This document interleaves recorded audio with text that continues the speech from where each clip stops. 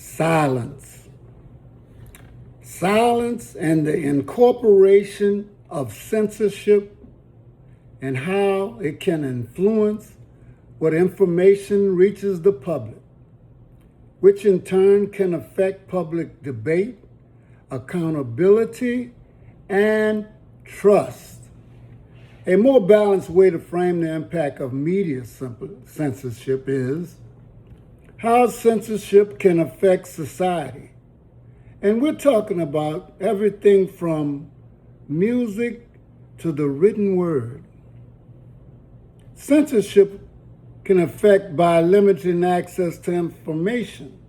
When governments, organizations, or media platforms restrict certain information, citizens may have less access to diverse viewpoints and facts needed to make informed decisions. Self-censorship and the chilling effect. People may avoid expressing opinions or investigating sensitive topics if they fear legal, professional, social, or political consequences. That is without saying physical. This can reduce open discussion. How do they shape public narratives? Controlling which information is amplified or suppressed can influence how events are understood and interpreted by the public. Say, for instance, a black young man or woman can do something and their face will be plastered all over the media, newspapers, everywhere. But let it be a European. And truth is truth. You throw jackets over their head, you hide, the police hide them. You know, it's almost like it's amplified. You know, the effects of journalism, restrictions on reporting may make it more difficult for journalists to investigate corruption, human rights concerns, other matters of public interest. Conversely, some regulations are intended to address issues such as defamation, privacy violations, or misinformation. What about public trust? If people believe information is being intentionally withheld, trust in media institutions can decline. At the same time, an environment with little editorial oversight can also contribute to confusion and misinformation. Let's look at the common mechanisms used. Government restrictions such as website blocks, licensing requirements, or publication bans, economic pressure through funding, advertisement, ownership structures, legal actions that may discourage reporting of public participation, platform moderation, and algorithms, which we can see on not only this platform, but others that determine the visibility of content on digital services. Now, we know some information is, like I said, amplified. It's everywhere. But you start talking about the truth. People that look like you will hate you. Even your own people. Balancing freedom and responsibility. One of the central challenges for democracies is balancing freedom of expression and freedom of the press, protection from defamation, harassment, incitement, and other harms, transparency and accountability in both government actions and platform moderation decisions. The debate over censorship is often not simply about whether information is restricted, but who decides what is restricted, why, and under what oversight or legal safeguards.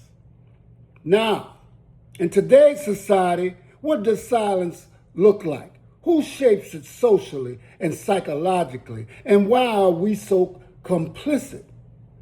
Well, it looks like things go unspoken, unchallenged, or unseen. See, silence can appear as scrolling past injustice because it's emotionally exhausting. Avoiding difficult conversations about race, class, politics, religion, or power. Staying quiet at work when something feels wrong. Not questioning information that confirms our existing beliefs. Choosing comfort over confrontation. Allowing algorithms to decide what we see without noticing what they hide. In many cases, silence is not the absence. It is participation through non-actions. Who shapes silence? Social forces. Families teach what topics are off limits. Schools often reward conformity more than dissent. Workplaces create explicit and implicit rules about what can safely be discussed. Media organizations, corporations, governments, and online platforms influence which stories receive attention and which remain at the margins. We can see that now in government. There are so many things that are hidden from the public. The people who actually pay the taxes, the people whose funds they use them for things that don't even make sense. And what do? We remain silent, which is our right. But what cost do we pay?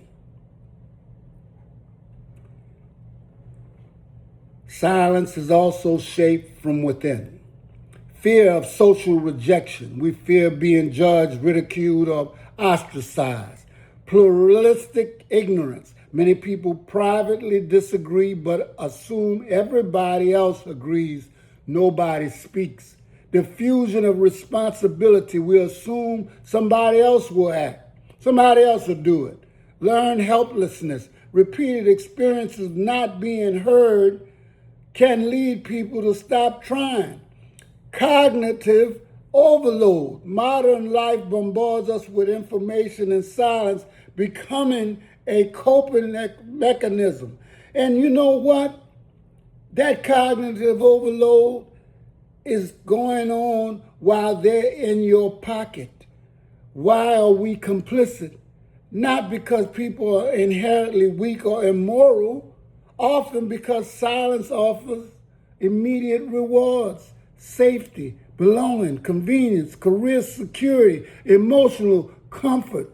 Speaking up can carry visible costs. Staying silent often carries invisible ones.